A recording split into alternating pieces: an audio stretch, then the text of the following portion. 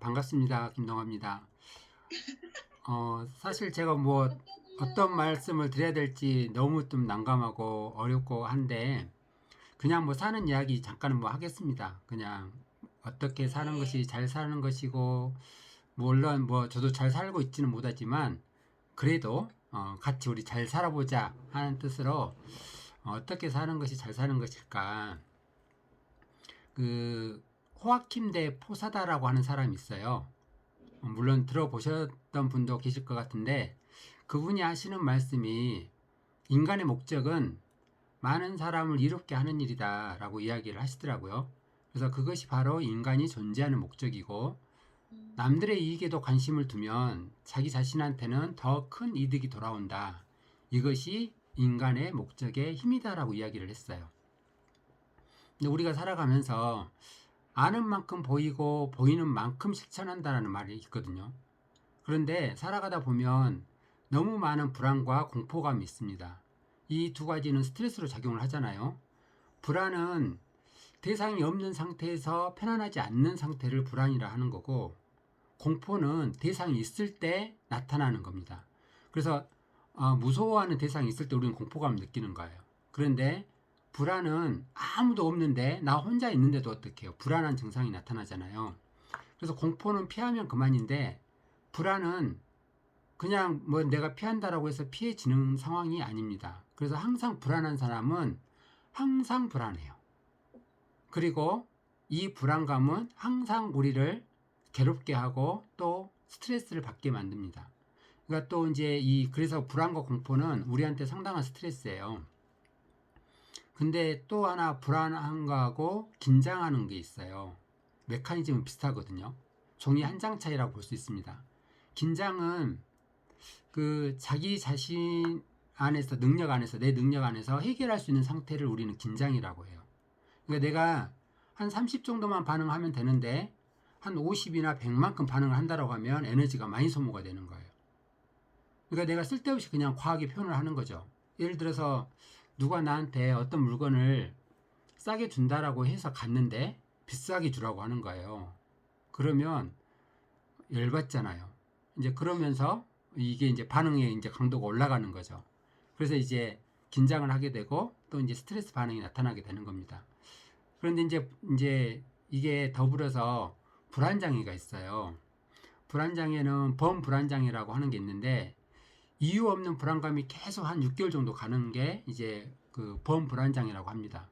또 우리가 이제 이거하고 더불어서 공포증이 있는데 많은 공포증 있잖아요. 폐소공포증, 뭐 광장공포증, 고소공포증, 또 비행기 뭐 타면은 나타나는 비행공포증.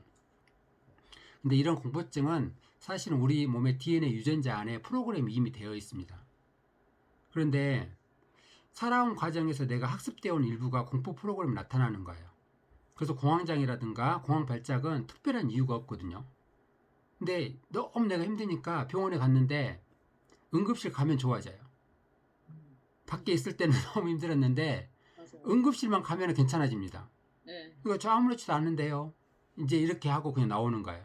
음, 그래서 이것은 우리 몸의 경보 장치가 고장났다고 보시면 돼요. 음, 가장 중요한 것은 삶의 스타일을 바꿔야 됩니다.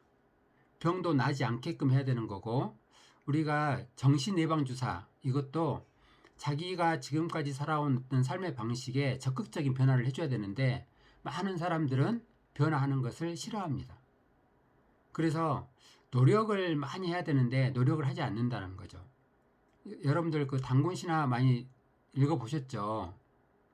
며칠, 100일? 되게. 100일 동안 마늘과 쑥만 먹었어요. 대단하지 않습니까? 저는 대단하다고 생각을 해요. 100일 동안 마늘과 쑥을 먹고 사람이 됐어요. 이게 3달의 마법입니다. 3개월의 마법. 버릇을 들이는 데는 3개월 정도 걸린다고 했거든요. 그러니까 우리도 최대한 3개월 정도는 노력을 해봐야 된다는 어떤 일을 하든지 간에.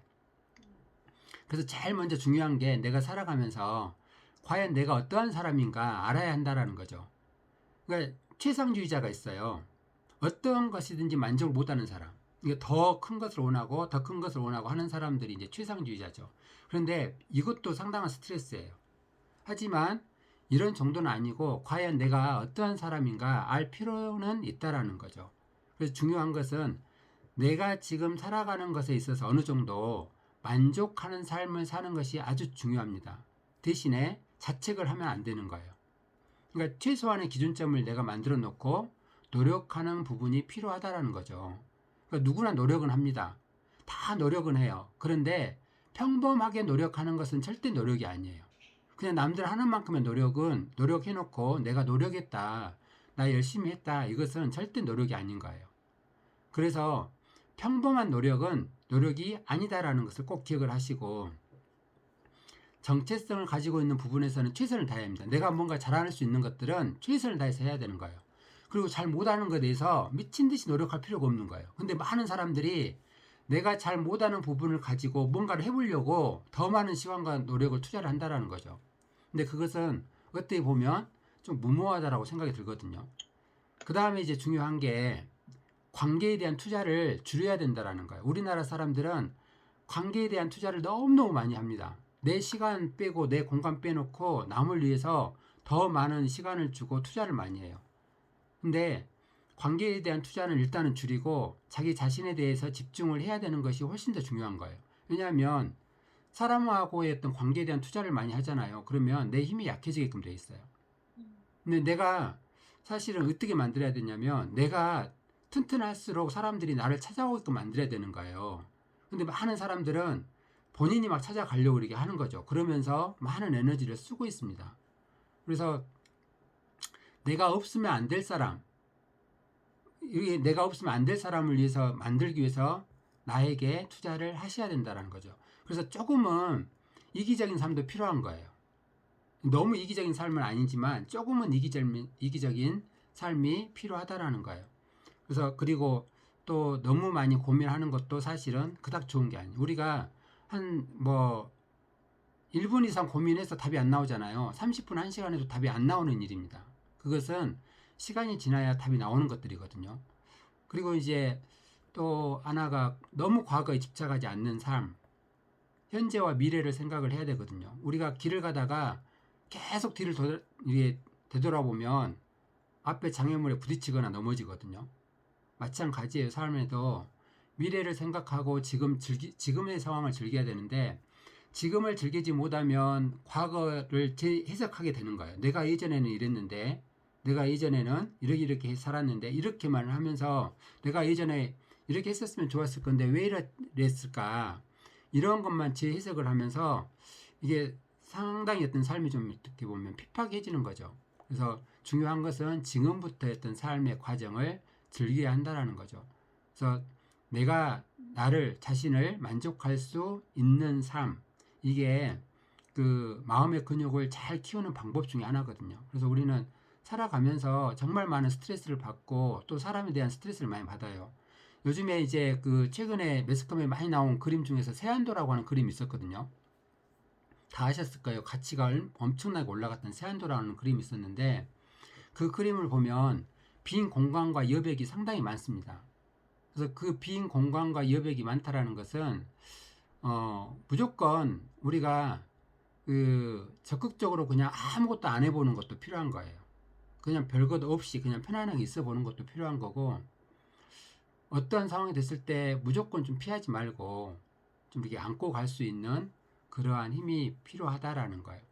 근데 이제 우리 살아가면서 내 자신한테 또 반대하는 사람이 되게 많잖아요. 근데 나를 반대하는 사람은 성공을 돕는 한쪽 손이다라고 이야기를 했어요. 그래서 반대자하고 또 공로, 이것은 어느 누구도 대신할 수 없다라고 이야기를 하거든요. 그래서 반대하는 사람이 없으면 위대한 일도 이룰 수 없습니다. 절대로.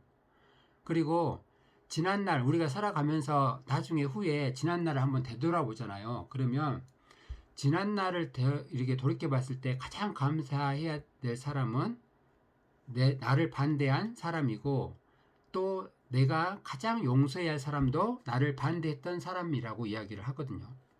그게 그 품격 있는 인생을 사는 가장 좋은 방법이라고 이야기를 했습니다. 그래서 우리 살아가면서 정말 이 겸손함과 온유, 이 두 가지는 우리는 꼭 그렇게 잡고 가야 된다고 생각을 하거든요. 몸은 물질을 이렇게 통해서 순환을 합니다. 물질계를 통해서 순환을 하고, 또 사랑하고 우리가 사랑하고 인정받고 표현할 때 행복감을 많이 느껴요. 살아가면서 거의 대부분 다 그렇습니다. 근데 이 사랑하고 행복감을 느끼면서 우리가 살아가는데 이 겸손함과 온유함이 없으면 이게 너무 이제 소통이 안 되는 거예요. 그러니까 많은 사람들이 소통을 하기 위해서 그 사랑받고 또 인정받기를 원하는 거예요. 그런데 정신적으로 어떤 통하는 통로가 없잖아요. 그럼 너무 힘들어집니다, 사람이. 왜냐하면 사람과의 어떤 관계는 어느 정도의 한계가 있거든요. 절대 끝까지 갈 수가 없어요. 그래서 이 옳고 그름에 끌리지 않는 삶, 이게 필요한데, 이게 정말 이게 어떻게 해야 되느냐면 일단은 판단의 세계에 개입하지 않는 것이 가장 중요해요. 내가 누구를 판단을 하고 또 누구를 판단하고 하면 이게 너무너무 힘들거든요. 그래서 남의 인생에 개입하지 않고 사는 거예요. 근데 물론 뭐 아예 뭐 개입하지 않고 사는다 이런 개념이 아니라, 내가 상대방을 이게 판단하고 어떻게 보면 네가 잘못했다, 내가 더 잘했다, 이런 것들을 안 하는 삶이 가장 편안한 삶입니다. 근데 판단하는 순간 우리는 감정적으로 화나게끔 돼 있어요. 판단하면서 화 안 낼 수가 없거든요. 왜냐하면 왜 그것밖에 못하지? 아무리 생각해도 나 이해가 안 간다, 이렇게 생각할 수밖에 없기 때문에 화가 안 날 수밖에 없습니다. 그런데 세상의 환경이나 세상 주위에 있는 사람은 나를 비추는 거울이다라고 했어요. 그래서 우리가 항상 우리가 보면 그 사랑이라고 하는 것은 상대를 향하는 것이거든요. 그 상대를 의식하게 되면, 상대를 의식하고 항상 구조에 따라서 움직이게 되면 정말 편안한 상황이 되는 거예요. 근데 내가 사랑하는 사람이 내 안에 들어와 있으면 정말 힘들지 않아요. 그런데 사랑하는 그런 상대가 들어와 있지 않기 때문에 힘들어지는 거예요. 그래서 가장 중요한 것은 내가 많은 사람들한테 판단하지 않고 또 그 사람 삶에 개입하지 않을 수 있는 가장 좋은 방법은 항상 나보다 그 사람을 더 낮게 여기는 삶을 살아야 되는 거예요. 내가 상대방이 더 낮게 여기는데 내가 무슨 저주로 그 사람을 판단을 하겠어요? 무슨 능력으로 판단을 하겠어요? 나보다 더 나은 사람이라고 내가 생각을 했는데. 그래서 더 낮아지는 것, 이게 좀 사람을 판단하지 않는 가장 좋은 방법인 거고, 또 사람들을 통해서 내 자신을 확인하려고 하는 부분이 되게 많거든요. 근데 사람들을 통해서 나를 확인하려고 해서도 안 되는 거예요. 근데 강박 증상이 뭐냐면 나를 증명하려고 하는 내 노력이에요. 내가 나 이런 사람이다라고 계속해서 다른 사람한테 어필을 하고 증명하려고 하는 그 노력에 의해서 삶을 더 힘들어지거든요. 다른 사람이 나를 올려줘야지 내가 스스로 올라가려고 하니까 힘든 거예요. 그래서 우리는 살아가면서 더 낮아지고 겸손해져야 되고, 이 겸손해짐으로 인해서 마음이 훨씬 더 편안해지고 정말 힘들지 않게 살아가지 않을까. 그 노자 아시죠? 노자, 맹자 노자 하는 때 노자. 그 노자 할아버지가 뭐라고 이야기를 했냐면, 바다와 강이 수백 개의 산골짜기 물줄기에 복종을 한다라고 했어요. 바다와 강이, 그 넓은 바다와 강이 그 수백 개의 산골짜기 물줄기에 복종을 하는 이유는 항상 낮은 곳에 있기 때문이다라고 했거든요. 그러니까 크고 넓지만 산골짜기보다 더 낮은 곳에 있어요. 그래서 그 산골짜기나 물줄기에 복종을 한다라고 했습니다. 그래서 다른 사람보다 높은 곳에 있기 바란다면 그들보다 아래에 있고 그들보다 앞서기를 바란다라고 하면 그 사람 뒤에 서라라고 했어요. 그러니까 항상 내가 앞에 가야 내가 보스가 되고 두목이 되고 이런 개념으로 생각을 해서는 안 된다라는 거죠. 그래서 큰 마음을 가지고 있을수록 복종하고 또 그 사람한테 어떻게 보면 순종할 수 있는 그런 마음, 이게 필요하다라는 거죠. 우리가 짐승하고 사람하고 다른 이유가 그거예요. 짐승은 시간과 공간을 의식을 하지 못합니다. 그런데 사람은 이 시공 바뀌었던 세계를 많이 추구를 하고 살거든요. 그래서 이 시간과 공간의 어떤 제약을 이제 우리가 뛰어넘기 위해서 우리는 스스로 어떻게 자아실현이라고 하는 부분을 많이 위해서 노력을 합니다. 그래서 내적으로 외적으로 이게 불일치가 되면서 우리는 죄책감이 들고 후회를 하고 인생의 회한을 갖게 되는 거예요. 그런데 진짜 중요한 것은 사람을 사랑을 해야 됩니다. 그런데 그가 나를 사랑하지 않거든 나의 사랑이 부족하다. 그러니까 상대방이 내가 상대방을 사랑하는데 그가 나를 사랑하지 않는 것은 나의 사랑이 부족한 것이 있는가 없는가를 다시 살펴봐야 되는 거고, 사람을 다스리되 그가 다스림을 받지 않거든 나의 지도에 잘못이 없는가를 살펴보라고 했어요.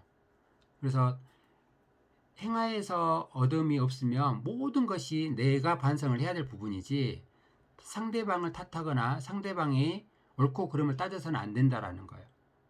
그래서 내가 올바르면 천하는 모두 나에게 되돌아온다라고 이야기를 했습니다. 그래서 우리가 사람을 그대로 봐주는 것이 온유거든요. 있는 그대로를 그대로 봐주는 것, 그리고 낮아지고 판단하지 않는 것이 겸손이에요. 그래서 저는 살아가면서 이 겸손함과 온유함만 있으면 세상에 적없이 잘 살아가지 않을까, 그리고 스트레스 없이 잘 살 수 있지 않을까라는 생각을 해봅니다. 그래서 능력이라고 하는 것은 내가 뭔가를 잘하는 것이 능력이 아니라 이 환경에, 어떠한 환경에 내 삶에 오더라도 환경에 휘둘리지 않고 그 환경을 내가 다스리는 것, 이게 능력이거든요. 내가 뭐 공부를 열심히 하고 뭔가를 잘하는 것이 능력이 아니라 그러한 상황에 휘둘리지 않는 것, 이게 환경을 잘 다스리는 것, 이런 능력을 가지고 산다라고 하면 정말 가벼운 삶을 살지 않을까라는 생각을 해봅니다. 그래서 여러분도 항상 물론 뭐 나도 뭐 드러내놓고 또 남들이 나를 더 많이 바라봐 주기를 원하고 이건 당연한 겁니다. 하지만 내가 스스로 올라가려고 하면 힘들어요. 그래서 남이 올려줄 수 있는 그런 상황을 만들려고 최선을 다해서 노력을 한다라고 하면 그 과정까지는 힘들겠지만 그 이후의 삶은 정말 쉬워지지 않을까라는 생각을 하거든요. 그래서 조금 우리가 힘들어도 많이 사랑하고 온유함을 가지고 겸손하고 낮아지는 삶을 산다라고 하면 좋지 않을까라는 생각을 해봅니다.